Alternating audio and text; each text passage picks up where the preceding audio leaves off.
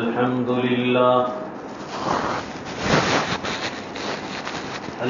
لله الذي هدانا لهذا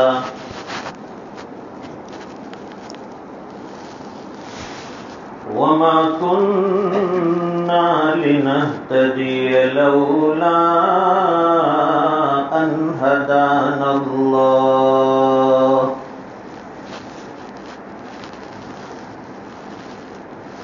لقد جاءت رسل ربنا بالحق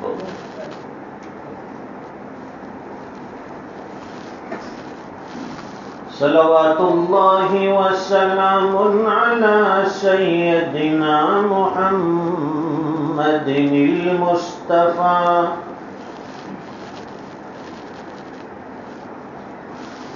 وعلى آله وصحبه أجمعين.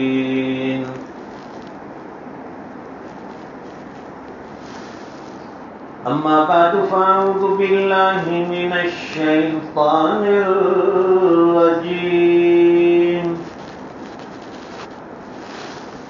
بسم الله الرحمن الرحيم.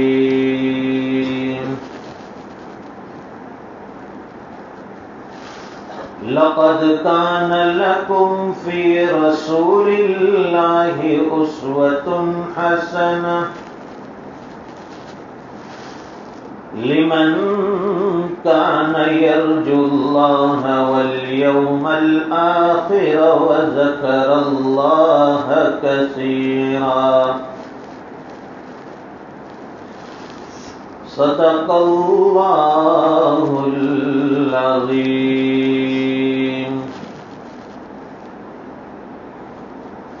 فقال النبي صلى الله عليه وسلم: كن في الدنيا كأنك غريب أو عابر سبيل. صدق رسوله النبي الأمي الحبيب الكريم، ونحن على ذلك لمن الشاهدين والشاكرين، والحمد لله رب العالمين. بلغ العلا بكماله كشف الدجى بجماله حسنت جميع خصاله صلوا عليه وآله. اللهم صل على سيدنا ومولانا محمد وعلى آل سيدنا محمد وبارك وسلم. يا رب صل وسلم دائما أبدا على حبيبك خير الخلق كلهم.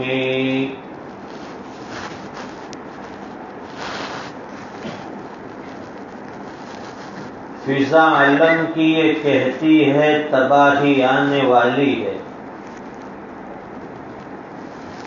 فضا عالم کی یہ کہتی ہے تباہی آنے والی ہے. دنیا اپنے ہاتھوں سے قیامت لانے والی ہے. فریب و مکر کے چکر میں دھوکہ کھانے والی ہے. عمل جیسا کیا سزا ویسے ہی پانے والی ہے. بزرگان محترم، معزز علماء کرام اور دینی بھائیوں،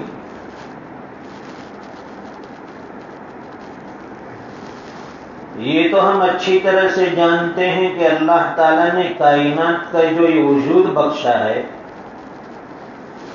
اور یہ جو نظام عالم چل رہا ہے، یہ صرف ایمان والوں کی وجہ سے جاری اور ساری ہے اور باقی ہے، ورنہ اتنے بڑے عالم کا نظام چلانا اور پھر اس میں بے شمار مخلوقات کو اللہ تعالیٰ جو پنپنے کی اور سانس لینے کی اور جینے کا جو موقع دے رہے ہیں، یہ محض ایک ایمان والے کی نسبت پر اور ایک ایمان والے کی وجہ سے۔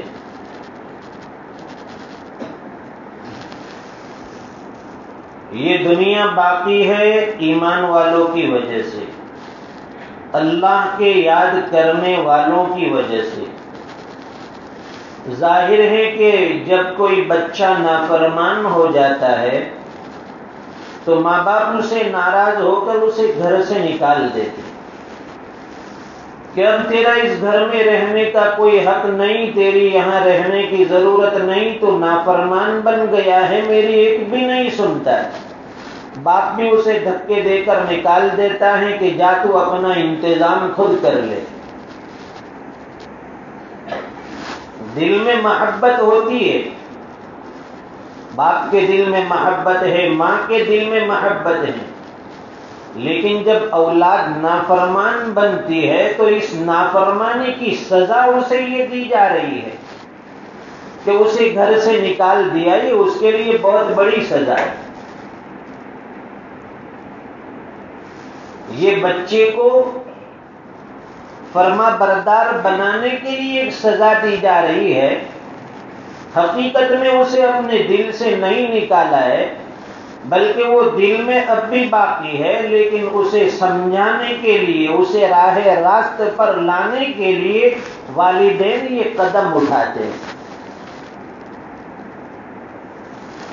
یہ چھوٹی سی مثال ہے، اسے آدمی سمجھ سکتا ہے کہ آج دنیا بھر میں جو حالات ہے ایمان والوں کے اوپر، نہ رہنے کے لیے در ہے اور نہ اس کے پاس گھر ہے، خود اسی کے گھر سے اس کو نکالا جا رہا ہے۔ آج دنیا کے ممالک کا یہ حال ہے کہ جو عیش و آرام میں زندگی گزارتے تھے، جن کے پاس اپنے کئی خود کے مکانات تھے، آج وہ سڑکوں کے اوپر فٹ پاتھ پر زندگی گزار رہے۔ دنیا میں جب نافرمانیاں عام ہو جاتی ہے، اللہ تعالیٰ بطور تنبیہ کے ایمان والوں کو متوجہ کرنے کے لیے، راہ راست پر لانے کے لیے دنیا میں ایسے حالات قائم فرماتے ہیں۔ مقصد یہ ہوتا ہے، لوگ کہتے ہیں کہ اللہ کی مدد کیوں نہیں آ رہی؟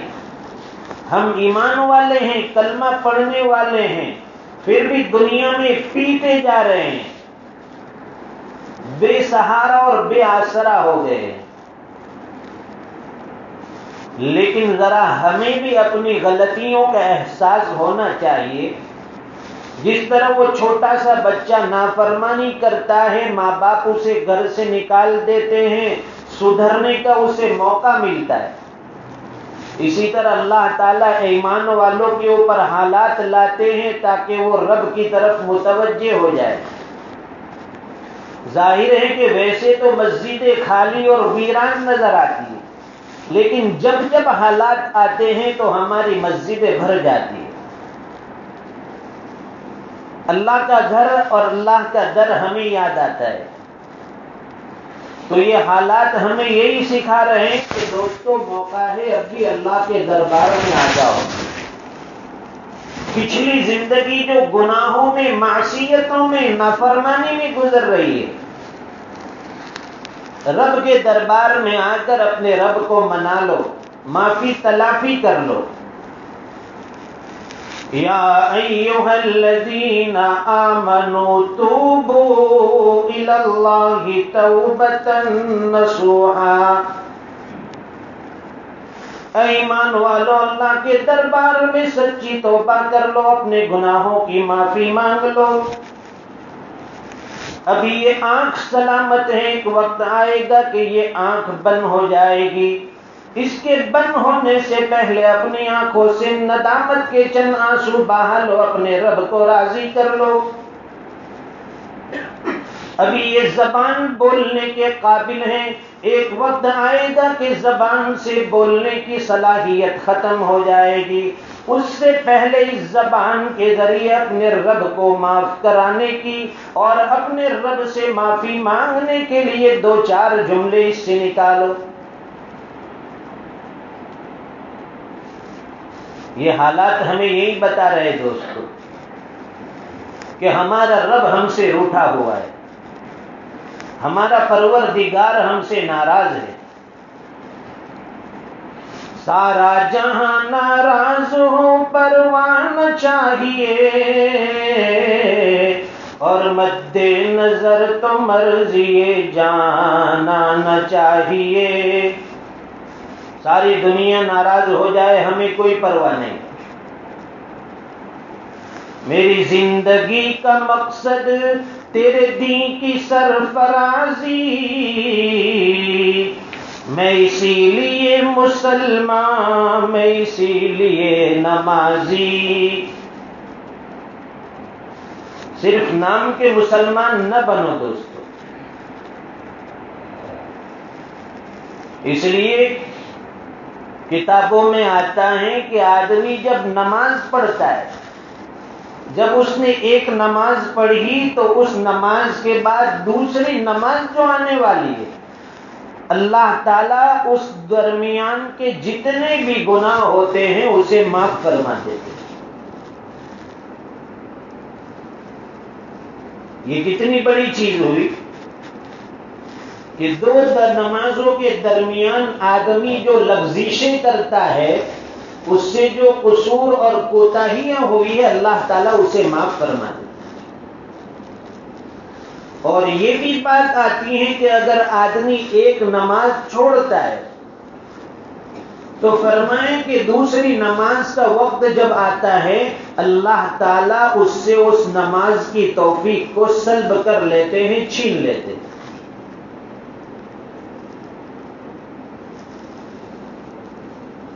ایک جوان آدمی تھا، مزدوری کرتا تھا، محنت کرتا تھا، حمالی اور کولی کا کام کرتا تھا، لوگوں کے سامان اٹھا کر پہنچاتا تھا.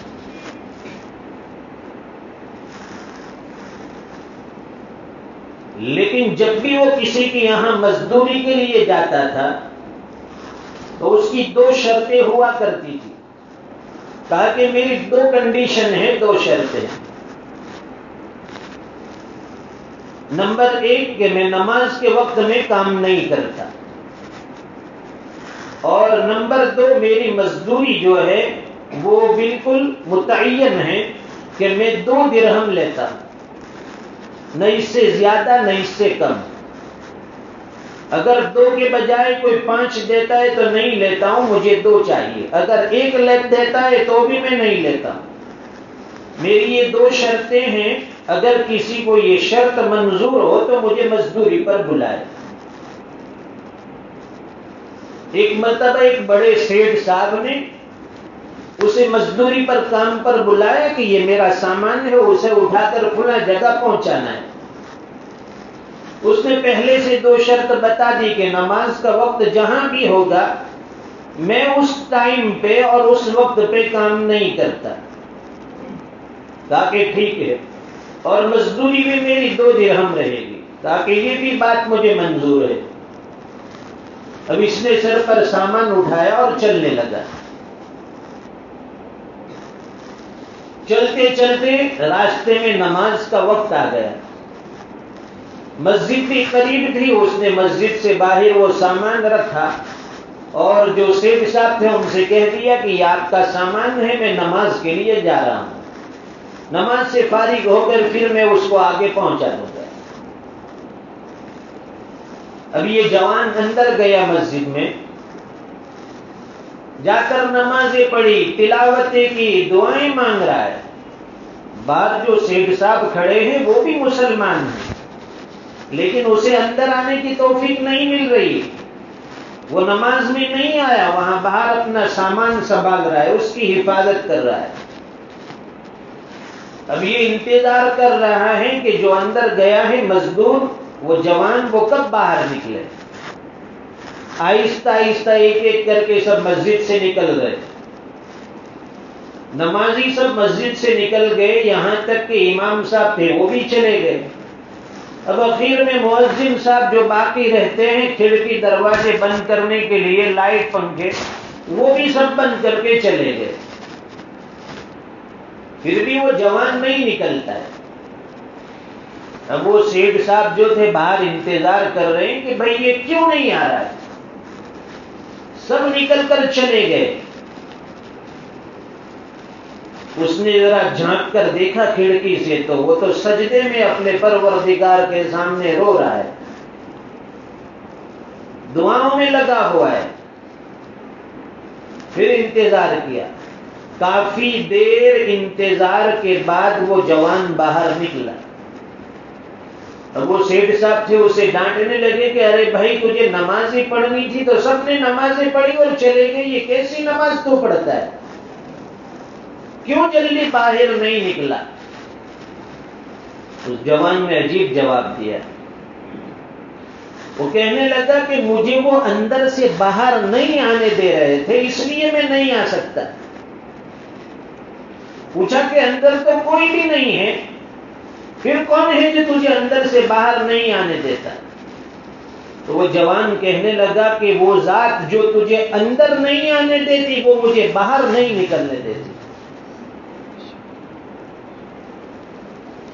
جب انسان کے دل میں اللہ کی عظمت بیٹھتی ہے، اللہ کی محبتیں آ جاتی ہے، پھر اس کے لیے مسجد میں گھنٹے نکالنا کوئی مشکل نہیں.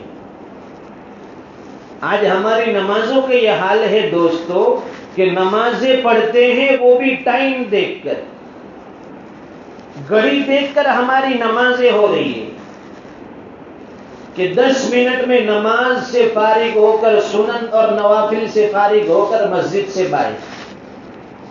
اور کھیل کے میدان میں ایک ایک گھنٹے، 2 گھنٹے تک ہم کھڑے. کسی جگہ لائن میں کھڑے ہیں، ایک ایک 2 گھنٹے، ہمارے پیروں میں درد نہیں ہوتا. نماز میں اگر 10 منٹ کھڑے ہو گئے تو پیر میں درد شروع ہوتا ہے. یہ اس لیے کہ نماز کی عظمت ہمارے دل میں نہیں آئی. جس کام کی عظمت انسان کے دل میں بیٹھ جاتی ہے، وہ کام اس کے لیے کرنا آسان. ایک لاری والا، ایک سبزی والا لاری نہیں کھینچتا ہے، چلتا ہے، پورا دن چلتا ہے اسے لے کر، 5 6 گھنٹے تک وہ سبزی کی لاری لے کر محلے میں، گلی کوچی میں چلتا ہے. اسے پوچھئے کہ بھائی تجھے پیر میں درد ہوتا ہے؟ کہا کہ بالکل نہیں، یہ روزانہ کی پریکٹس ہے، میرا کام ہے، جاب ہے. فرمایا کہ اس سے تجھے کوئی تھکن نہیں ہوتی؟ کہا کہ پیسے ملتے ہو تو تھکن بھی غائب ہو جاتی ہے. اب دیکھیے وہ 6 گھنٹے تک لاری کھینچتا ہے، لیکن اسی کو لا کر مسجد میں کھڑا کر دو تو 6 منٹ کے اندر اس کے پیر میں درد شروع ہوگا. یار یہ تو بہت بھاری عبادت ہے. اس لیے فرمائیں کہ انسان کے دل میں اصل میں دین کی عظمت ہو، اسلام کی عظمت ہو، نمازوں کی عظمت ہو، اللہ کے سامنے راز و نیاز کی بات کرنے کی عظمت ہو، تو یہ سارے کام ہمارے لیے آسان ہو جاتے ہیں. آج دنیا بھر میں حالات ہے دوستو. خلافت عباسیہ کا دور گزرا ہے. عباسی خلافہ میں بڑے بڑے خلیفہ ہیں. 5ویں نمبر پر ہارون رشید کا دور آیا، اور عباسی خلافہ میں سب سے زیادہ جو مشہور ہوئے ہیں وہ یہی ہارون رشید ہوئے.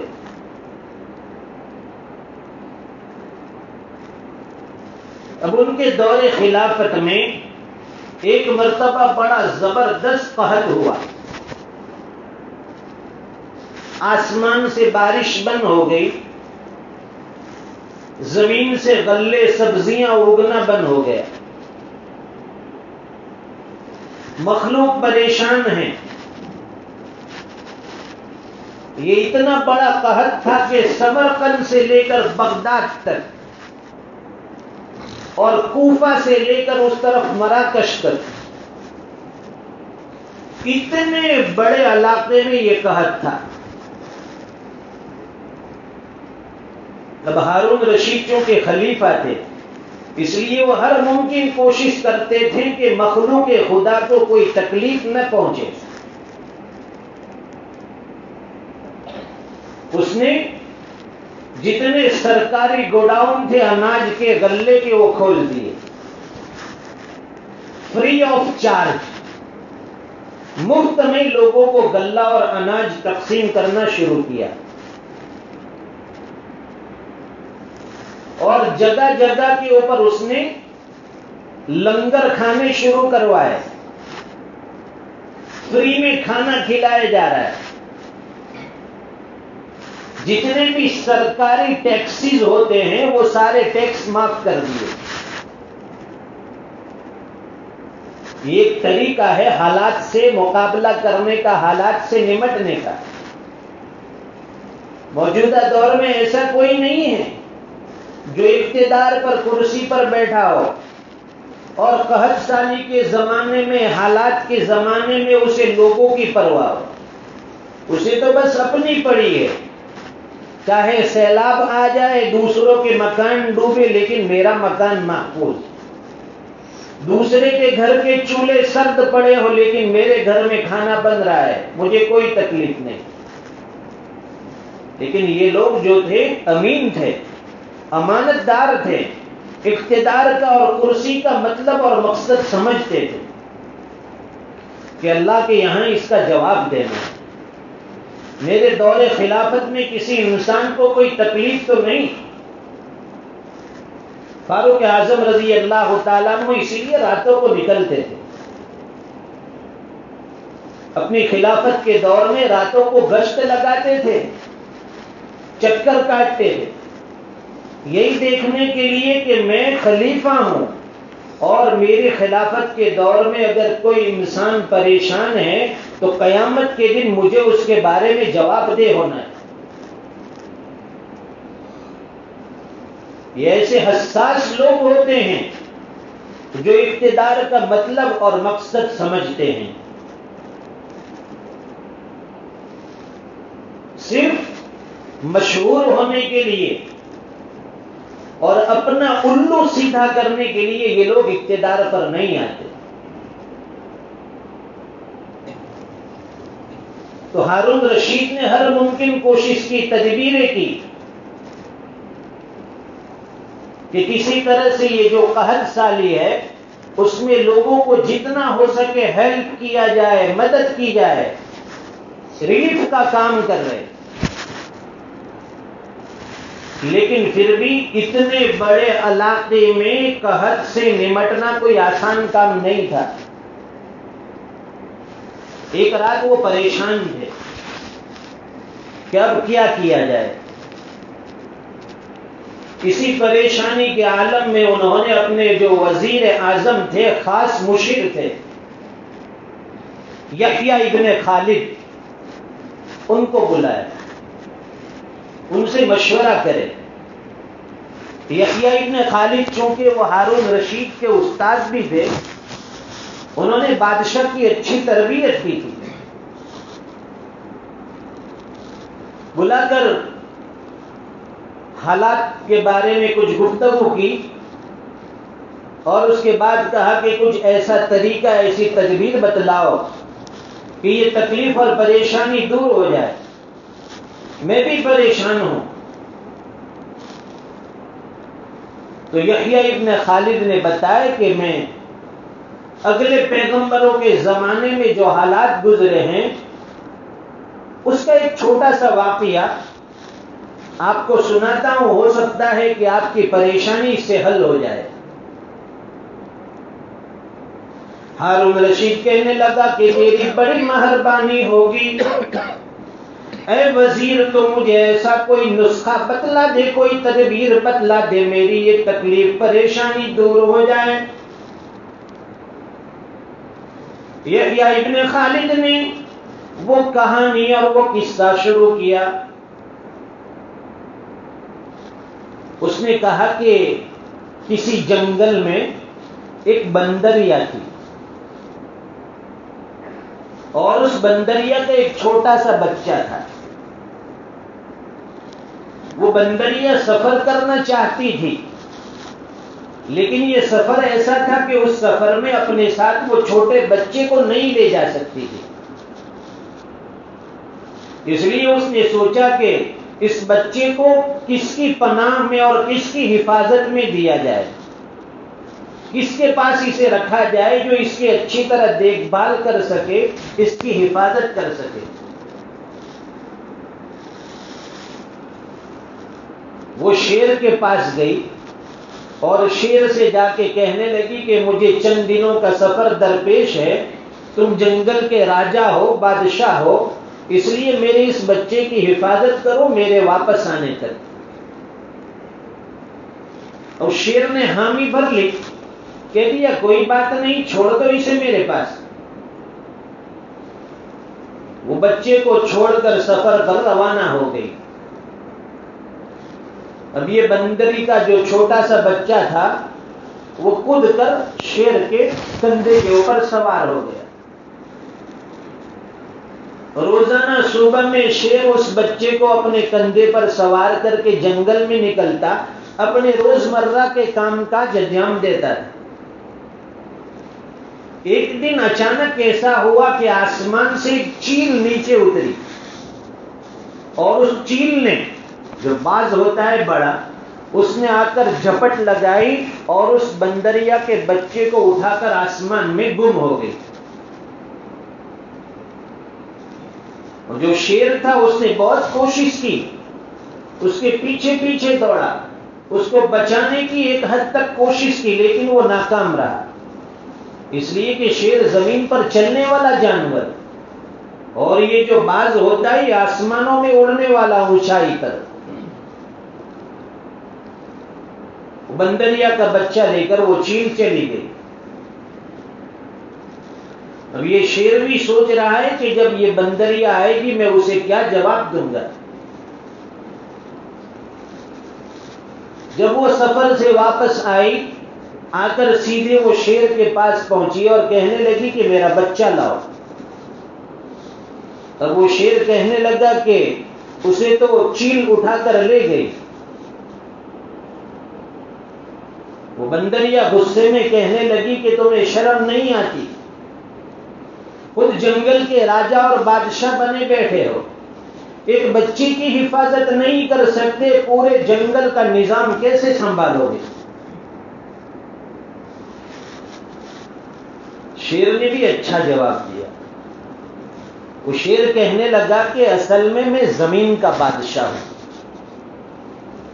آنے والی مصیبت یا آنے والی آفتیں اگر یہ زمین کی ہوتی تو میں پوری کوشش کرتا اور اس آفت کو روک لیتا، تیرے بچے کی حفاظت کر لیتا، لیکن یہ جو آفت آئی تھی وہ آسمان سے آئی ہوئی تھی، اور آسمان سے آئی ہوئی آفت صرف اور صرف آسمان والا ہی روک سکتا ہے۔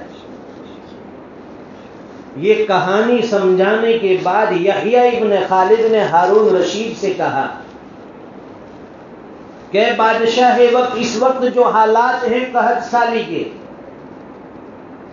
یہ آسمانی آفتیں ہیں، یہ آسمانی مصیبتیں ہیں،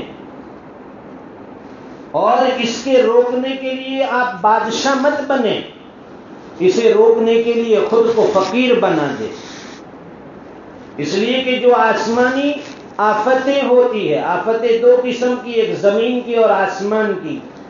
زمین کی آفتوں سے نمٹنے کے لیے یہ ساری تدبیریں جو آپ کر رہے ہیں وہ ٹھیک ہیں، لیکن آسمانی آفت یہ قحط سالی اللہ کی طرف سے ایک عذاب ہوتا ہے، اسے روکنے کے لیے آپ کی یہ تدبیریں کام نہیں آئے گی، اسے روکنے کے لیے آسمان والے کو راضی کرنا پڑے گا،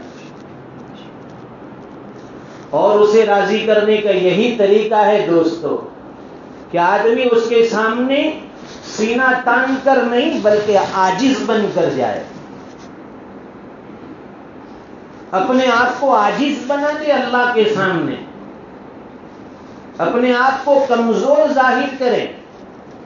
وہ طاقتور ہیں، ہم کمزور ہیں، وہ غنی ہیں، ہم فقیر ہیں۔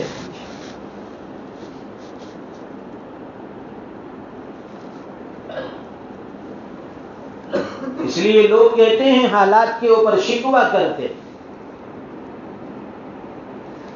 کہ بھئی جو پارلیمنٹ ہے اس میں مسلمانوں کی سیٹ بہت کم ہے، اس وجہ سے وہاں ہماری سنوائی نہیں ہوتی۔ لیکن محلے کی مسجد یہ اصل ہماری پارلیمنٹ ہے، یہاں ہر ایک کی سنوائی ہوتی ہے، ہر وقت ہوتی ہے۔ یہاں ہماری یعنی خود کی سیٹ ہمیشہ سے ہمیشہ خالی نظر آتی ہے۔ اپنی یہ پارلیمنٹ کی سیٹ جو مسجد میں ہے یہ ہمیشہ خالی ہے، اسے پر کرنے کی ضرورت ہے، جب جا کر ہماری آسمان پر سنوائی ہوگی۔ یہ حالات ایسے دور ہونے والے نہیں ہیں دوستو۔ پوری دنیا لوگ یہ کہتے ہیں کہ حالات جو آتے ہیں یہ مسلمانوں کے اوپر آتے ہیں۔ میں ایک بات ہمیشہ کہا کرتا ہوں دوستو کہ یہ حالات، یہ تکلیفیں، یہ مصیبتیں مسلمان ہونے کی نسبت پر اور اس بنیاد پر نہیں آتی، بلکہ جتنے بھی حالات آتے ہیں یہ بے دین ہونے کی وجہ سے آ رہے ہیں۔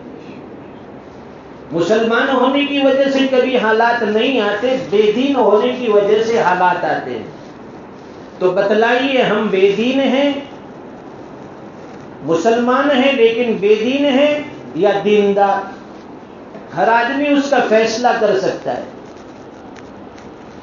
اللہ سے مدد چاہو دوستو، نمازوں کے ذریعے اللہ سے مدد چاہو۔ اس لیے اس وقت جو ملک کی حالات ہے اس میں ہماری ذمہ داری بنتی ہے کہ ہم روزانہ اپنی اپنی مسجدوں میں سورہ یاسین کی تلاوت کریں۔ اگر ممکن ہو تو عشاء کی نماز کے بعد مسجد میں بیٹھ کر سورہ یاسین پڑھی جائے، پھر ان مظلومین کے لیے دعائیں مانگی جائے۔ اگر ممکن ہو تو روزانہ 300 مرتبہ استغفار، 300 مرتبہ لا الہ الا انت سبحانک انی کنت من الظالمین، 300 مرتبہ حسبنا اللہ ونعم الوکیل نعم المولا ونعم النصیر۔ اللہ تعالیٰ نے ہمیں یہاں امن میں رکھا ہے، اپنی حفاظت میں رکھا ہے، اس لیے جہاں حالات ہے ان کے لیے دعا کرنا اور مظلومین کے لیے دعا مانگنا ہمارا فریضہ ہے۔ اللہ کی لاٹھی میں آواز نہیں ہوتی، اللہ کبھی ظالم کو بخشتا نہیں ہے، اسے ڈھیل ملتی ہے، مہلت ملتی ہے، وہ یہ سمجھتا ہے کہ مجھے کوئی روکنے والا نہیں۔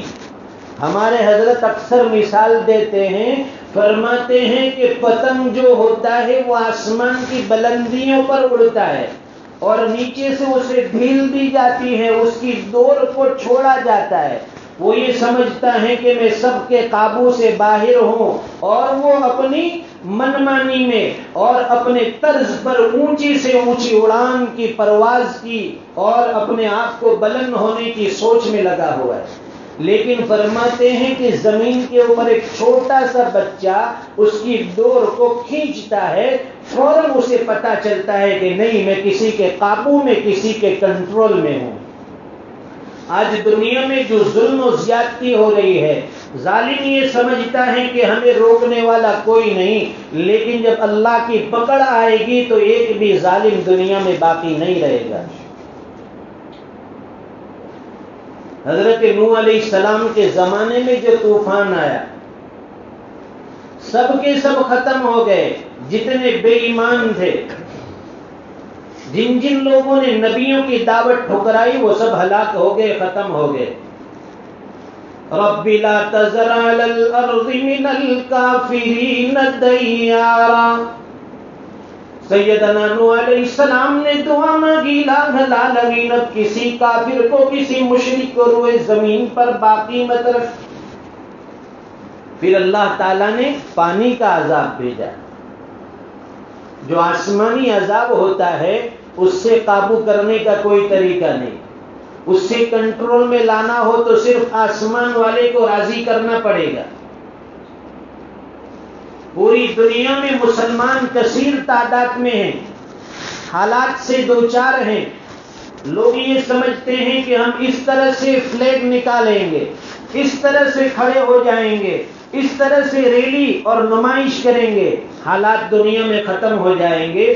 دوستو یہ ساری چیزیں بعد کی ہے، اصل چیز یہ ہے کہ مسجد کو پہلے آباد کرنے والے بنو۔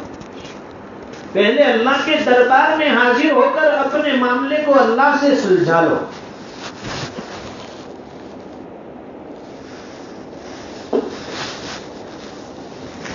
پھر ہمیں ریلی نکالنے کی ضرورت نہیں، احتجاج کرنے کی ضرورت نہیں۔ جب آسمان والا راضی ہو جائے گا تو وہ زمین والے کو خود بخود ہم سے راضی کر دے گا۔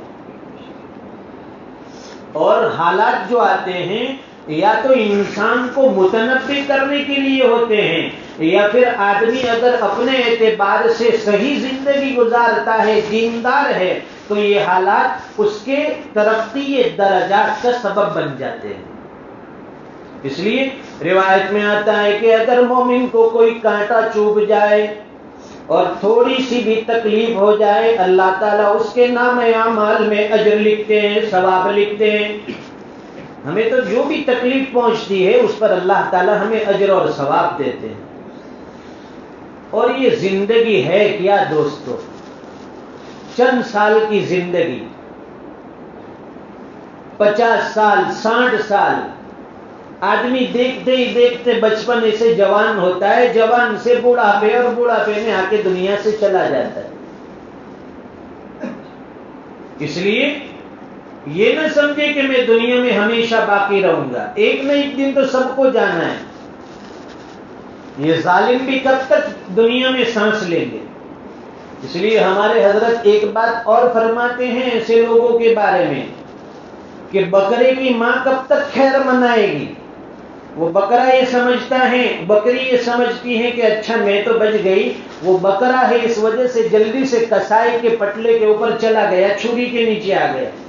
لیکن ایک دن ایسا ہوتا ہے کہ جب بکرے ختم ہو جائے تو کسائی کی نظر بکری پر بھی جاتی ہے کہ آج اس کی باری، اس کو لے لو۔ تو دنیا میں سب کے اوپر حالات آتے ہیں، سب کے اوپر مصیبتیں آتی ہے، لیکن ایمان والوں کو تو ہر حال میں اللہ کی طرف متوجہ ہونا چاہیے۔ یہ زندگی عارضی، یہ تکلیف اور مصیبتیں عارضی، کبھی خوشی آتی ہے، کبھی غم آتا ہے، لیکن ضرورت اس بات کی ہے کہ چاہے خوشی ہو چاہے غم ہو، ہمیں شریعت کے دائرے میں رہ کر کام کرنا ہے، اپنے معاملے کو اللہ کے ساتھ بالکل صاف رکھنا ہے۔ اس لیے حکیم الامت حضرت مولانا اشرف علی تھانوی نور اللہ مرقدہ فرماتے ہیں کہ میں اگر موت کا فرشتہ آ جائے تو میں اتنا تیار ہوں کہ فوراً ان کے ساتھ جانے کے لیے تیار، اگر کہیں کہ چلیے اشرف علی تو میں تیار، اس لیے کہ میں نے اپنے معاملے کو اتنا صاف بنا رکھا ہے۔ آج ہمارے معاملات بگڑے ہوئے ہیں دوستو، فرشتوں سے مہلت مانگنی پڑے گی کہ ذرا پچھلے معاملات میں حساب میں گڑبڑ ہے، اس کو تھوڑا کلیئر کر لو، بہت گناہ ہو گئے ہیں، 2 رکعت ذرا توبہ کی پڑھ لو، اس کے بعد تو میری روح قبض کر لو۔ اس لیے موت جب آتی ہے تو کسی کو مہلت نہیں دیتی۔ قرآن کریم کی جو آیت پڑھی، لَقَدْ كَانَ لَكُمْ فِي رَسُولِ اللَّهِ أُسْوَةٌ حَسَنَةٌ، تمہارے لیے جناب محمد رسول اللہ صلی اللہ علیہ وسلم کی زندگی بہترین اسوہ ہے، بہترین نمونہ ہے۔ ہم سے زیادہ حالات تو سرکار پر آئے، میں اکیلا ہی چلا تھا جانب منزل، مگر راہ رو ملتے گئے اور کارواں بنتا گیا۔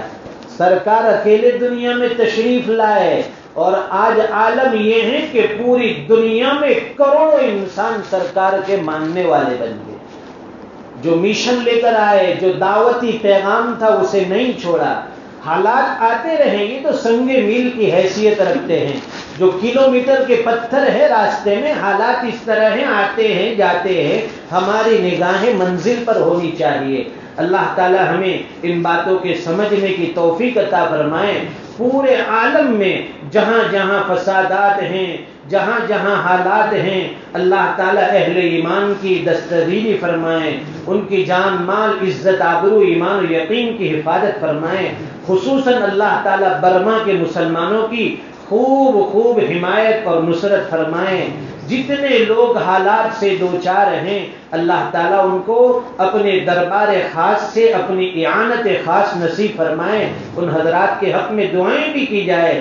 جتنے لوگ دنیا سے گئے ہیں اللہ تعالیٰ ان کو غریق رحمت فرمائیں. جو ساحل سمندر بھٹک رہے ہیں، جنگلات میں بھٹک رہے ہیں، در کی فکر میں، گھر کی فکر میں، کھانے پینے کی فکر میں ہیں، اللہ تعالیٰ ان سب کو سہارا اور آسرا نصیب فرمائے. وآخر دعوانا الحمدللہ رب العالمین.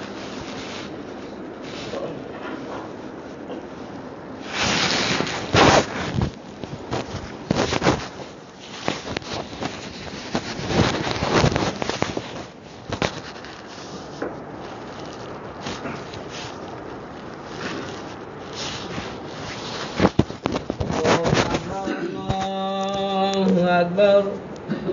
اللہ